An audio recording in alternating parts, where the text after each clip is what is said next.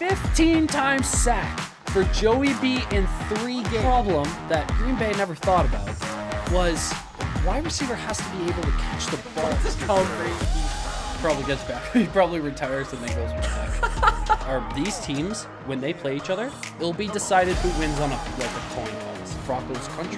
Where'd you go? That's right.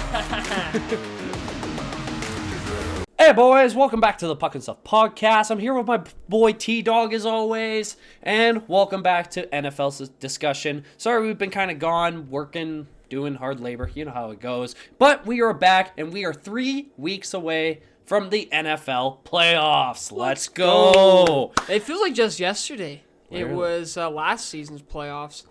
Time flies, eh? Time flies when you're a fan of this sport, and this episode is also sponsored by, well, a man can dream. Oh, yes, a man can dream. T-Doc, how you doing today? I am good. It's been a decent week, I want to say as well. I mean, the Packers did win a game for once. I mean, I guess that's what happens when you give the ball to your running backs.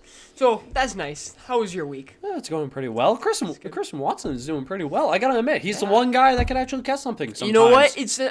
I've seen production and I've seen progress with Romeo Dobbs as well. So that's something to put. I want to say too, right? So you put Sammy Watkins on waivers, and most likely because, well, the wide receiver spot is now filled out. I really thought Watkins was going to do something. I thought he looked good, and I want to say the first 2 weeks of the season, but he had that injury and then came back, and then just nothing was working out. So, but things definitely look a little more mended this week than I want to say the previous weeks. Yeah, fair enough. And as you guys always know, I always do this. I'll quickly just go through week 15 and tell you the scores, which you probably already know, but I like to anyways. We got the 49ers versus the Seahawks. 49ers come on top 21-13. Colts versus Vikings. Vikings come on top on OT with a field goal 39-36. We'll talk about that later. Yeah, I was going to say we need to talk about that. We'll talk about that later after I do this. Browns versus Ravens. Browns came on top 13-3 over the Ravens. Sorry, what? That was a boring-ass game of football, I could say that. Dolphins versus Bills. That was a close game, but the Bills come on top 32-29. The Eagles versus the Bears. Those fans have some good accuracy. They do. I mean, chucking balls from that far away, I mean, like, you know what? If Allen ever gets injured, they got a few people up for second, third, and fourth string. Oh, they got a few replacements, says from the Bills Mafia for sure. And we go the Eagles versus Bears. The Eagles come on top 25-20. And we go to the Lions versus Jets. The Lions are going on a roll, trying to make playoffs, going 20-17. You know, he's shaking his head no, but who knows, man? Who knows what the NFC this season? Who knows, really? But we got the Steelers versus the Panthers. Steelers come on top 24-16. The Chiefs versus the Texans. I thought the Texans were going to win this game, but in OT, the Chiefs ended off 30-24.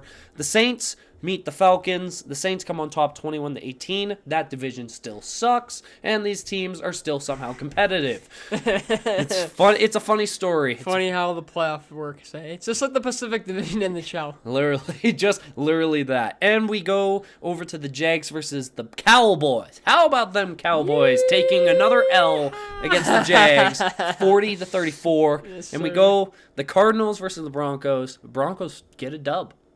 Broncos country. You guys got a dub. But they take the dub 24-15. And then the Raiders versus the Patriots. Raiders win 30-24. We will discuss that after I just mentioned these last few teams. Titans versus Chargers. Chargers come on top 17-14. Bengals come on top of the Bucks 34-23. Giants versus Commanders. Giants win 20-12. And Packers versus Rams. Packers win 24-12. Bring out the cheeseheads, baby. Woo! Christmas present right there for that boy. Well, they play Christmas Day, so okay, we'll see how much coal is being put into the stockings of our defense. Literally. And I'm going to go into some talk of the first game I want to talk about. It is the Colts versus the Vikings. I think out of everything that's happened this week, there's been a few crazy things. This is definitely it, just because of the whole entirety of the game. Oh my god. So basically, if you guys haven't seen already, because all over social media, this game went nuts. So the Colts were up 33-0 before half. And then they go into the half. They only scored 3 points in the second half of the game. 3 points. 3 points. Oh my God. This game was... I don't even know what to say. I just feel bad for Matt Ryan in general for this. I found some stats on him, and he is probably known as always being the loser on the biggest blowouts. He has the record for international game history of blowing the biggest lead in NFL history. He has the biggest blown lead in the Super Bowl history, and he has the biggest blown lead in the NFC Championship history. That's a lot of history on the wrong side of the ball, dude. Is it a coincidence that they wear blue and white similar to a team that plays the specific sport here in Canada? I wonder which team that is. Could you give me some reminder of which blue and white team 4-1 blows leads Game like 7. absolutely nothing? Especially in Game 7? What a weird coincidence. It can't be Winnipeg, right? Well, the poor Colts, man, like the season is not going their way because, after all this stuff, Jonathan Taylor he was diagnosed with a high ankle sprain, I think, yesterday. Oh, he's done. So, He's highly done for unlikely season. to return this season. No, for sure not. Like, dude, Have fun getting draft pick number 1. Yeah, like, that's insane. Kirk Cousins threw for 460 yards with 4 touchdowns and 2 interceptions. Wow. Dalvin Cook almost ran for 100 yards on 17 carries. Like, this game was It's just brutal. crazy, but, like, you know what? Like, it shows that the Vikings have a lot of great offensive power. The one problem I have with that team, though, and this is not just me because, it's the same division as the Packers, the Vikings cannot be doing that in the playoffs. Simple as that. You won't make playoffs. You won't have the you don't have that availability to be able to do that. And I've already seen a lot of people just already talking smack about Vikings being the worst. I was a 10-3 team in the league. That's their standings, correct? The last time I checked, it was 11-3. My bad. 11-3. 11-3. True and stuff. I mean, we'll see what happens, of course, come playoff time. But yeah, just what a weird game. Like, fun for us to watch. But hey, man, if you're a Vikings fan, you're mad. You are mad because this is the most promise you've had with this team in a long time. And seeing something like that, it probably scares you a little bit. I know for a fact that was my team. That'd scare me a little bit coming into the postseason when it's only a few weeks away. Especially against a team like the Colts that are like 4-9 now. Yeah, 4-9-1 as it says. Yeah, with, my God, but the Colts, like, here's the thing too. It's like you let the Colts score 33 points. The Colts don't score points this season. They've had so much trouble with reception. It's like it was so weird seeing that, seeing the score before the Vikings team scored 1 touchdown. I was like, what is this? It was a complete opposite. There's an opposite day. It was something else. Oh, it was absolute brutal. Yeah. And actually, speaking of really weird games, there was another weird game this week, and it was Patriots versus Raiders. And the whole game wasn't weird itself. It was just the ending. The ending was just something else. It was just the ending. So basically, Mac Jones hands it off to the running back. Running back, they're like on their own 40. Running back runs it. He goes up to their like 40, and he does a toss back to the wide receiver. He turns around going back the other way, and he throws it back to Mac Jones, who's there, Chandler Jones, stiffs arm the quarterback and runs it for a touchdown. Unbelievable play by both teams. I don't think Chandler Jones is getting enough credit for this play, though. I mean, everyone's going after how bad the Pats messed up. Good stiff arm. Yeah. Good stiff arm, and you won the game with a touchdown, which this game was going in the OT. Why would you do what you were going to do? Like, that is unbelievable. That's not a Bill Belichick move. I gotta say, too, Raiders are winning games, but I feel like it's a little too late. A little bit. If say you want to catch the Chargers, they're 8-6. Yeah, exactly. You're 6-8. You gotta win all your games. But to be honest, this has happened before. The Chargers were up in a lead, and then they blew it by the end. It was a Raiders versus Chargers game last season that debated who got in the playoffs. So it could possibly happen. But you were saying? I like how they kind of do that. Excuse me. We're like the last game of the season.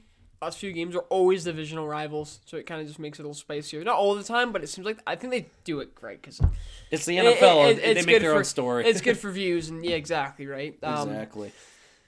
Yeah. I didn't see that. That was crazy. That was something to watch. There's been a few things like the past few weeks that's just been awesome to watch. Yeah, I know. That I love and the it. whole Baker Mayfield story too, like, against Oh, Raiders. his funny last enough. drive was nuts. So stuff I like gotta that. admit It's just been awesome. It just spices up a little bit, makes it more intriguing to watch. All right, perfect. So basically, before I do lift off kind of the standings from each conference, I did want to I found a really interesting stat, and it's about the quarterbacks and where they were drafted from each conference. If we looked at the NFC, we have Jalen Hurts, 2nd-round pick, Kirk Cousins, 4th-round pick, Brock Purdy, who is San Francisco's Mr. Irrelevant. He was the last pick in the draft. Tom Brady was a 6th-round pick. Dak Prescott was a 4th. Daniel Jones was the 6th overall pick. And we got Taylor Heineke was undrafted. And that's just the NFC. If we go to the AFC, dude, it's just filled with 1st-round picks. We got Josh Allen, 7th. We got Patrick Mahomes, 10th. Joe Burrow was 1st. We got Ryan Tannehill was picked 8th. We got Lamar Jackson picks 32nd. Justin Herbert picks 6th. And we got Tua picked 5th. The AFC is literally filled with 1st-round quarterbacks, and then you look at the NFC, and it's just a complete mess. One guy was picked in the 1st round, and it was Daniel Jones. So, does that? I don't think this is a rhetorical question. I guess I'm just asking you. Does that show bad scouting, or does that show really good development? I think. Well, I wouldn't say. That is a good question because I think the AFC did really well with their draft picks for QBs because it obviously was their first picks. But I think it was just like the NFC probably went for picks that were like non-quarterback because the last few years it's been kind of iffy with quarterbacks. If I don't count 2020, Yeah, I guess so. if I don't count 2020, I would say 2019, 18, and 17 were kind of like iffy on quarterbacks. Because 2020 and 2021 were pretty good. I'm not going to lie. 2022 was okay because of Kenny Pickett. But yeah. Okay, since I already gave you the NFL, the standings, I'm actually just going to show you the playoff picture. I should have done that first, but whatever. Now, we look at the AFC. The 1st round buys in the AFC and the NFC are the Bills and the Eagles. Deserving. Both are very deserved. So our matchups for the AFC would be the Kansas City Chiefs versus the Miami Dolphins. Oh, that would be fun. Oh, that would buddy, be that's so a good game. fun That's to a good watch. game. Oh, so then after that, in 3rd, we got the Bengals versus the Los Angeles Chargers. Okay, you know That what? scares me. That could be a good that That lot scares could me. That happen. could go A lot back and happen forth. that could be. I mean, honestly, I think it's gonna be a battle of the quarterbacks. Yep. Does Herbert just prove what he is? Because I mean, people keep saying that Herbert is right up there as the top 3. I mean, and Burrow's in that conversation too. So Burrow over Herbert. They always be that in my heart. There you go. Right. So maybe that would solve some discussion. Yeah, for sure. And we jump to our last matchup. It would be the Tennessee Titans versus the Baltimore Ravens. Titans and the Ravens, hey? I mean, in that sense, I think the Ravens win. But, The Ravens should win if they have Lamar because I think there's been some injury problems because I think he got a concussion. But if he's back, I think they take the easy dub. literally, if you can just defend from Derrick Henry, King Henry, you're good. Yeah, pretty much. That's what I think. I mean, Tennessee, I mean, they pulled some strong games last season. Yeah, they did, for sure. So, we'll see about that one. And we even jumped to the NFC in this one. So the first matchup would be the Minnesota Vikings versus the Washington Commanders. Ooh, man, you know what? The way the Commanders have been playing too, and because that Vikings have looked odd the past few weeks, if there's a start right now, dude, I mean, I think the Commanders could make a good run for it. They really could. I'm not saying that they're better than the Vikings, but I mean, just how things are looking. It It's possible the Commanders could pass the first round here. Yeah, It's literally. crazy. And honestly, you even jump to the next round, 49ers versus the Giants. And actually, I really like that matchup. That's not too bad. You know what I mean? I feel like that's a matchup. Whoever wins that also could gain momentum and keep it running. Yeah, facts, actually. And then we go to our final one. I think this might be the best game out of the NFC. It would be Bucks versus Cowboys. Brady versus Dak. Oh, man. That would be pretty good. That would be a really good matchup. Not going to lie, that division, a lot of those teams don't deserve playoff positions. They really At don't. least you're right. So teams that are in the hunt in the AFC are New England, New York Jets, and Jacksonville. Okay. Then when we move even to the NFC, teams that are also in the hunt are Seattle, Detroit, and Green Bay. No, they're not. I mean, technically they are, but yeah, those are the team. Like See, Seattle's Detroit, still win in the hunt. all your games, please, to prove a point that Green Bay is not playoff worthy. Oh my god! If they somehow come back and just somehow slip into a playoff, I'll be so sad. Yeah, those are two bad matchups. I'm intrigued to I'm intrigued to see the results of all of them. Honestly, facts. None of them would be snooze fests. Maybe that's just because the Broncos and the Browns aren't in the playoff position, but I like it. Yeah, it actually looks really fun. What possibly could happen for? Oh, sorry. One You know what? I am glad because I always want new challengers and to challenge for the championship. So Yeah, that's what makes it that fun. could be I think that's something that could happen this year. So Yeah, for sure. Good. And I'm actually just going to quickly go over what we potentially have coming up into Week 16. Jags, Jets, Falcons, Ravens, Lions, Panthers, Seahawks, Chiefs, Saints versus the Browns, Texans versus the Titans, Bengals versus the Patriots, Giants versus the Vikings, Bills versus the Bears, Commanders versus the 49ers, Eagles versus the Cowboys, Raiders versus the Steelers, Green Bay versus the Dolphins, Broncos versus the Rams, Bucks versus the Cardinals, and Chargers versus the Colts. So, not any, like, stunning games. The Commanders versus the 49ers game would be actually a really big game to have. that could be important. I was also going to say, too, the Seahawks one with the Chiefs, since the Seahawks are still in a spot. That's a big, So that's a big, much that's win. that's a big game. Yeah, exactly right.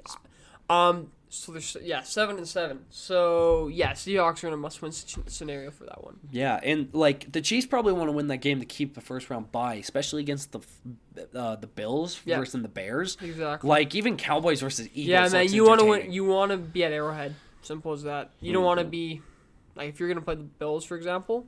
Again, probably don't want to be with Bills Mafia. Oh right? my god, that would be nuts. That would be I nuts. think actually the Bills probably have the best chance if they could get home advantage all the way until Super Bowl right now. But anyways, guys, this is NFL discussion. I really hope you enjoyed this episode. We are so close to playoffs. I'm so excited. If you'd enjoyed this episode, please leave a like, comment what you want to see next, and please subscribe. We're so close to 150 on YouTube. Getting there to 1,000 on TikTok. We love the support. Thank you very much. T-Dog, I'll leave it to you. Perfect. Well, like B-Dog said, thank you guys, ladies and gentlemen. Thank you very much for watching, listening, wherever you are consuming this, you are consuming this entertainment on a platform. If you guys liked it, drop a like, smash that like button, all that good stuff, and drop a comment. And hey, question for the day for you guys. Which team is going to go out of a playoff spot and which one's going to take it over? Because I think there's a few kind of in that conversation that... man, one game, one loss could just determine it all, and it could be because of this game this coming week. So that's something to think about. But hey, guys, happy holidays. Enjoy your time with your family and all that good stuff, and we will see you guys in the next one. Merry Christmas, you filthy animals. Peace. Peace.